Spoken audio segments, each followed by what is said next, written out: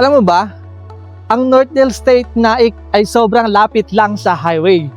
Pero hindi lang yan, abot kayang mga bahay dito, perfect para sa naghahanap ng magandang tirahan, swak sa budget. Pagpasok mo pa lang, mapapansin mo na ang napakatahimik at maayos na community. Kaya kung gusto mong mas peaceful na lugar, swak na swak para sa pamilya mo. Ang Selena Townhouse model ay may semi-complete finish. Kaya ready na para sa personal touch mo. Maluwag ang living area, may provision for 2 bedrooms at napakalawak ng dining area. Isa sa nagustuhan ng mga client namin dito is napakalapit sa lahat. Schools, hospital at shopping areas.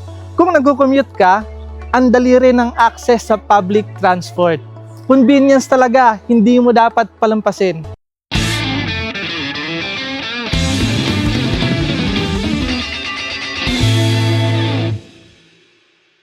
Welcome sa Northdale Estates located at San Roque, Naik, Cavite. Meron itong lot area na 36 square meter at floor area na 42 square meter. Semi-complete upon turnover, provision for 2 bedrooms, 1 toilet and bath, and 1 kitchen. Papakita ko sa inyo kung gaano kaganda yung property niya. Tara, pasukin po natin. Ito po yung actual turnover ng unit. Kita po natin dito, may extra space po siya dito. At pwede po yan for future expansion. Kung magbi-business po kayo, mag-alagay kayo ng tindahan, pwede po yan. At pwede rin naman po yung gawin garden kung mahilig po kayo sa mga halaman. Bago po tayo pumasok, makikita po natin yung pintuan na gawa sa flush metal door. Uminit man or umulan is hindi siya basta-basta masisira. Pagpasok po natin, makikita po natin siya kung gaano kalawak. Semi-complete po siya. Painted na rin, pero depende pa rin po sa inyo kung papabago nyo pa yung pintura dito sa loob. At naka-finish lang po yung flooring niya.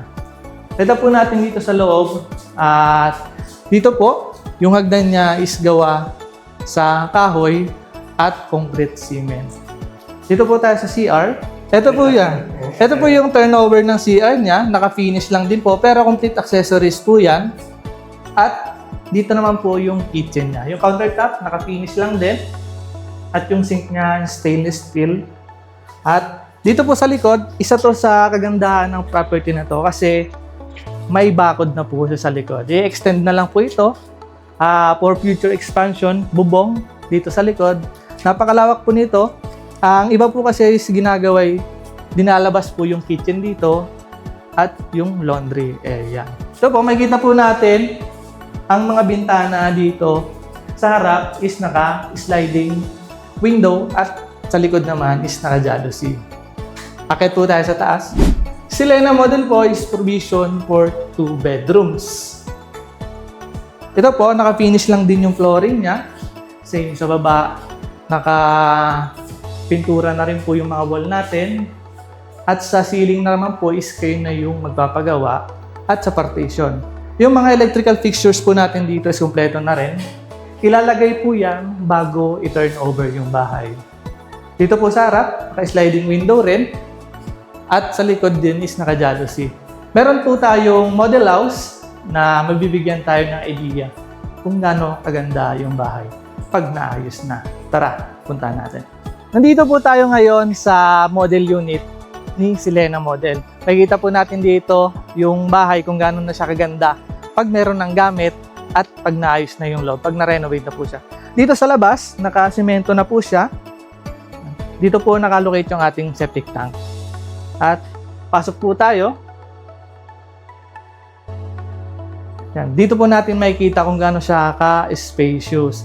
Dito po nilagay yung living area niya na napakaganda. Isipin mo kung dito ka nakatira, makakapag-relax ka sa sarili mong bahay. At nilagyan rin po nila dito ng storage. Yan, lagayan ng mga gamit. At yung kalimitan po iba is dito inilalagay yung kanilang TV. Dito po tayo sa ating kitchen. Sa kitchen po natin, makita po natin na naka-tiles na siya. Napakaganda nung design niya. Nagamit lahat ng space niya at may mga cabinet na rin po siya. Meron pong hanging cabinet dito. Ito pong mga cabinet na to is nabibili lang sa online. at ready to install na po siya. Dito po tayo sa CR. Yan. Ganito po kaganda yung CR pag may tiles na. May ceiling na rin po yan. Papakita po namin sa inyo dito sa likod kung ano yung itsura pag may kitchen na po siya. Yan, gumawa rin po sila ng kitchen dito na napakaluwag na. Hindi ka na mahihirapang gumalaw. At naglagay na rin sila ng bubong para mabawasan yung init. Akyat po tayo sa taas, may kita natin yung 2 kwarto kung gaano siya ganda. Tara! Akyat po tayo, nakita po natin dito na nilagyan po nila yung ng mga PVC tiles. At also dito po sa flooring ng second floor, PVC tiles lang din po yung ginamit. Dito po tayo sa isang kwarto. Yan, makita po natin kung gaano kaganda pag na-maximize yung mga area niya. Dito po naglagay sila ng double deck. Yan, at meron din po ditong study table or kung may anak ka na work from home, saktong-sakto to. Dito po, sa likod, is nilagyan rin nila ng malalaking cabinet.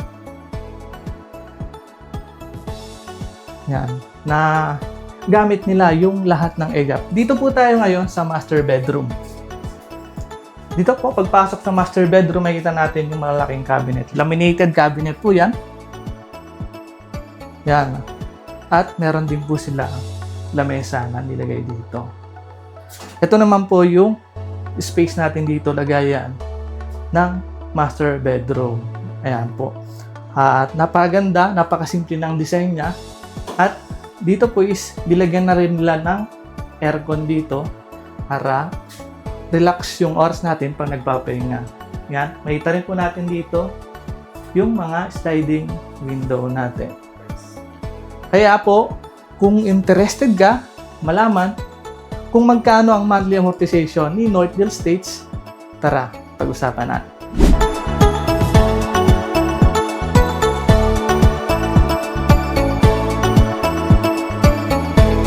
For only 5,000 reservation fee, welcome sa Dream Home mo.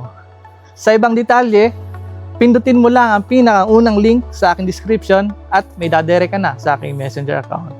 Huwag mo rin kakalimutan, i-like, share, subscribe ang aking YouTube channel. Pindutin mo rin ang notification bell para updated ka pa sa mga susunod pang videos. Laging tatandaan, make your property dreams into reality.